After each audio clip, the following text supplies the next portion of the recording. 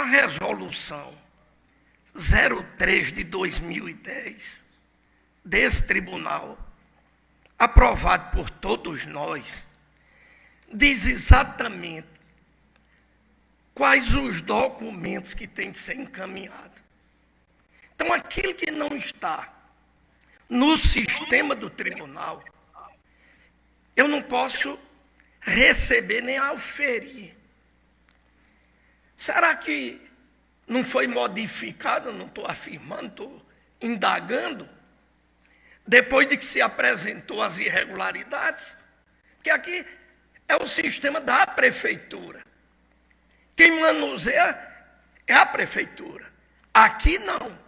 Aqui o que está registrado não se altera. Então eu só posso me basear na resolução 3 de 2010, artigo 12. Segundo, a emenda constitucional 128, que alterou o artigo 167 da Constituição Federal, incluindo o parágrafo 7º, diz que não pode haver despesa sem fonte de receita. Isso é constitucional.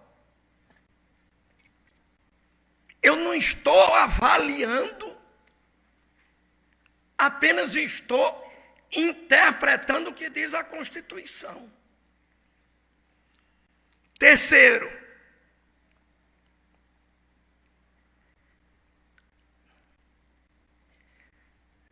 quanto ao piso do professor, isso também é constitucional. A diferença é carga horária. Não é natureza do cargo, não. Porque aí você estimula não fazer concurso público para se contratar terceirizado e pagar menos. Vossa Excelência está comandando um projeto essencial para a sociedade, que é a primeira infância. Imagina o professor sem receber o piso. Qual o estímulo que terá esse professor? E o tribunal, se não firmar posição sobre isso, estará indo de encontro a este programa fundamental que Vossa Excelência apresenta. Dito isso, eu vou para o voto.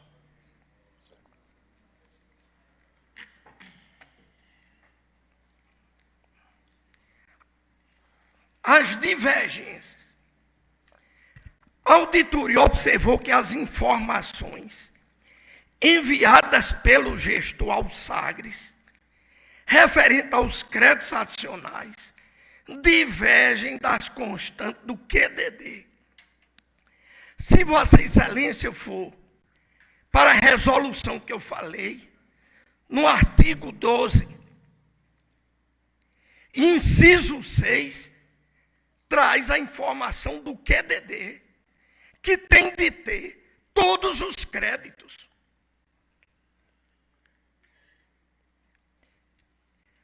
Por ocasião da análise de defesa, o órgão de instrução pontuou que só foram registrados no sistema 5 decretos que autorizaram a abertura de créditos adicionais. Ao caso que, por ocasião da apresentação da PCA, diversos decretos foram encaminhados. Em sua defesa, o interessado alegou, em suma, que houve uma incorreção na informação relacionada ao decreto de abertura de crédito adicional, número 114 de 22, no valor de R$ 178.298, que deveria ser constatada a informação como sendo crédito adicional suplementar. Eu faço uma pergunta aqui aos senhores conselheiros. Nós permitimos ou não que o contrato de contador e advogado pudesse ser por inexigibilidade? Não foi assim, conselheiro Antônio Gomes? E qual era o objetivo? Confiança.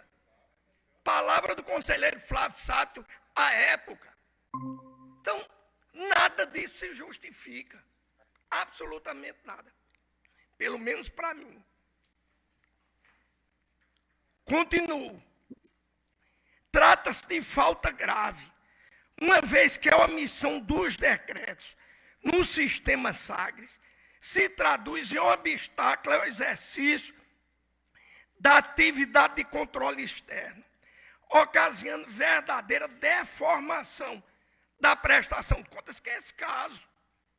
Isso aqui é uma prestação de contas deformada, que tentam corrigir de forma no dia da sessão.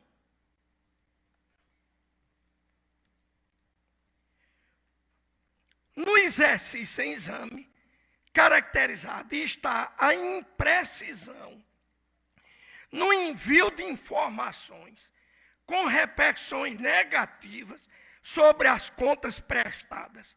Cabe ainda a aplicação de multa. Abertura de créditos adicionais. A unidade técnica, as folhas 5.086 a 5.087, indicou que o município abriu créditos adicionais sem correspondente fonte de recurso para sua cobertura.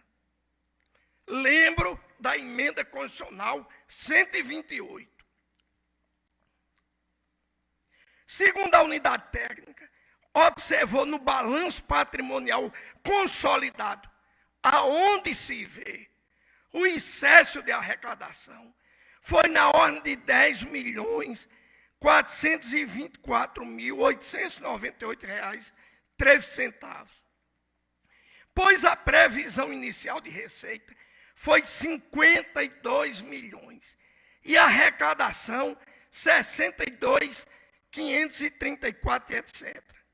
Entretanto, os decretos de abertura dos créditos nacionais encaminhados pelo gestor, folhas 4.706, 4.919, consta informação da utilização como fonte de recurso para abertura dos créditos, o excesso de arrecadação totalizando 12.921.979,71. Senhor presidente, a bem da verdade, eu tive cuidado nesse processo.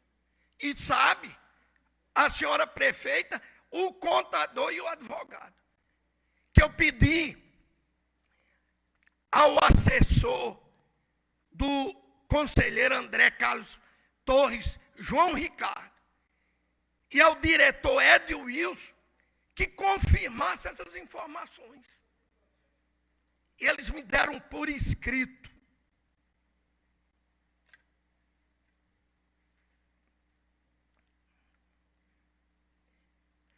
Em sua defesa, as folhas 5.215, o gestor alegou, em suma, que o órgão técnico deveria ter utilizado, com base de informação, o balanço patrimonial consolidado, que apresenta um superávit financeiro de 26 milhões.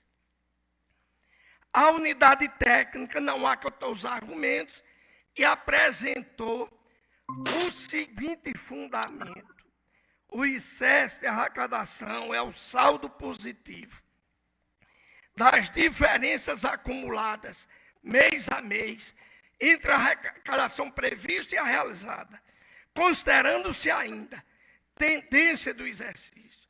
Essa foi a metodologia aplicada no relatório inicial para calcular o valor dos créditos adicionais abertos, sem fonte de recurso, pois a receita realizada, menos a previsão inicial, chega ao excesso de arrecadação de 10 milhões, e foram indicados como fonte e abertos 12.900.000 e tanto.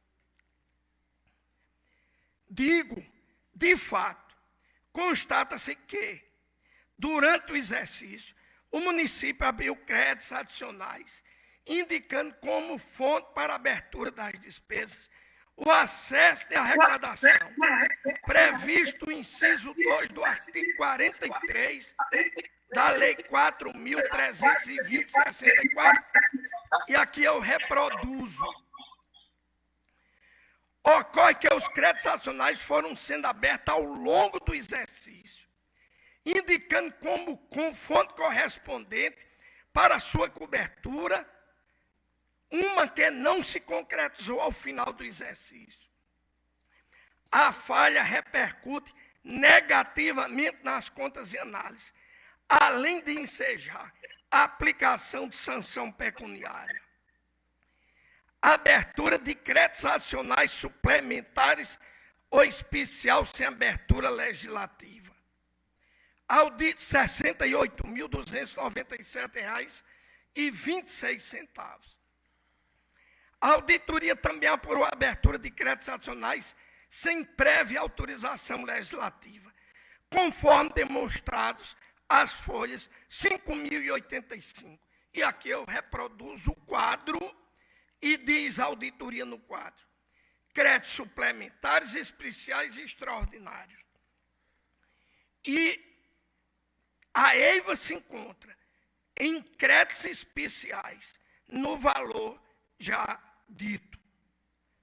Em sede de análise e defesa, a auditoria esclareceu que a metodologia utilizada para calcular o excesso de arrecadação, com fundamento no artigo 40 da Lei 43.20/64, assim as restrições técnicas foram mantidas. Quanto às insuficientes fontes de recursos, a defesa alegou ter havido erro do setor contábil. Sempre erro. Sempre erro. Não nega os fatos que estão presentes na prestação de contas, como prevê a resolução 03/2010, que conduziu à edição do decreto 114/2022, abrindo créditos especiais no valor de R$ 178.298. Tal crédito, segundo a defesa, seria crédito suplementar. Argumenta ainda a edição de novo decreto, corrigindo o anterior. Entende em consonância com a auditoria o Ministério Público, no sentido que a falha restou caracterizada e a posterior edição do decreto corretivo não afasta a falha. Ambas as irregularidades revestem gravidade suficiente para macular as contas prestadas, além de aplicação de multa nos termos do artigo 100 da LODES. Déficit da execução orçamentária, e estou apenas aplicando sanção pecuniária. Contrato por tempo determinado, sem atender necessidade temporária de excepcional interesse público, burlando o concurso público, e aumento na contratação temporária, como a resolução é para 2024, estou apenas aplicando sanção pecuniária. Não aplicação do piso salarial profissional. Digo, a unidade técnica observou o não pagamento do piso nacional para a educação escolar, conforme anexo 3 do relatório inicial. Senhor presidente, eu abri o sistema. Eu olhei caso a caso, não foi um, não são dois, nem são três. São vários. Vários. Em sua defesa, o interessado alegou que cumpriu pagamento do valor proporcional, mas não apresentou os contratos firmados.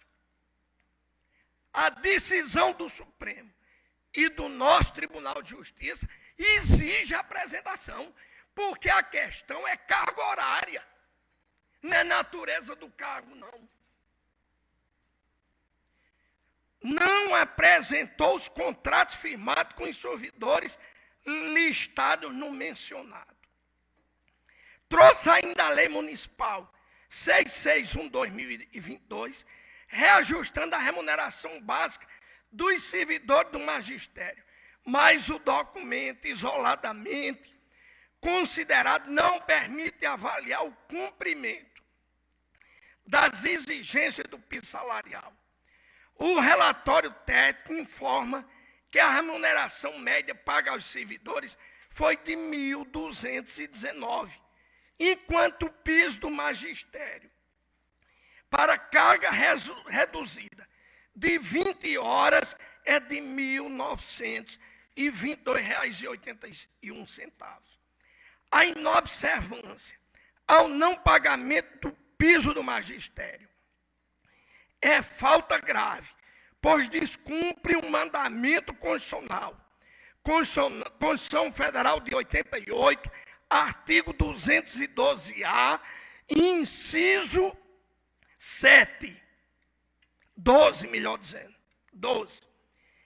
E a lei instituidora do piso salarial, Lei 11.738 de 2008, conduz à reprovação das contas, aplicação de multa e recomendações. Erro na classificação orçamentária da receita do Fundeb. E estou aplicando multa. Não recolhimento de contribuições previdenciárias patronal ao regime próprio de previdência. Não recolhimento de contribuição previdenciária patronal ao regime geral. Obrigações não empenhadas. Coloco aqui o quadro da auditoria e faço um quadro próprio que passo a ler para resumir o voto. No tocante ao regime geral de previdência social, a auditoria destacou o valor estimado das contribuições, R$ 2.062.288,11. Mas as contribuições pagas no exercício, R$ 1.464.616,03, sendo R$ 597.664,08 o montante das contribuições previdenciárias não recolhidas. Aí eu faço o quadro. Contribuições estimadas, os 2 milhões. Contribuições empenhadas, 1.400.000. Contribuição paga, 1.400.000. Contribuição não empenhada, 595.000. Contribuição não paga, 597.000. Do regime próprio, vou direto para o quadro. Contribuição estimada, 5.700.000. Contribuições empenhadas, 3.400.000. Contribuições pagas, 2.700.000. Pagamento em 2023, referente a 22, 694. Contribuição de 22 empenhadas e pagas em 23 do fundo, 3.600. Total de contribuição paga, 3.400.000. Contribuições não empenhadas, 2.300.000. Por fim, houve contribuições previdenciárias não empenhadas dentro do exercício, num montante de 595.000 e mais alguma coisa do regime geral e 2.300.000 e mais alguma coisa do regime próprio. A prática contraria as normas contábeis vigentes em espécie. Artigo 50 da Lei de Responsabilidade Fiscal, que institui o regime de competência para a despesa pública. As irregularidades são graves, levando mácula à prestação de contas, multa e recomendações. Portanto, voto pela emissão de parecer contrário às contas da senhora prefeita, senhora Maria Rodrigues de Almeida Farias, de 2022. Irregularidade das contas de gestão do mesmo exercício, da mesma gestora. Declaração de atendimento parcial LRF, multa de R$ 8.000. A senhora ex-prefeita, já citada, caminhamento ao Ministério Público Comum e recomendações. É assim que voto.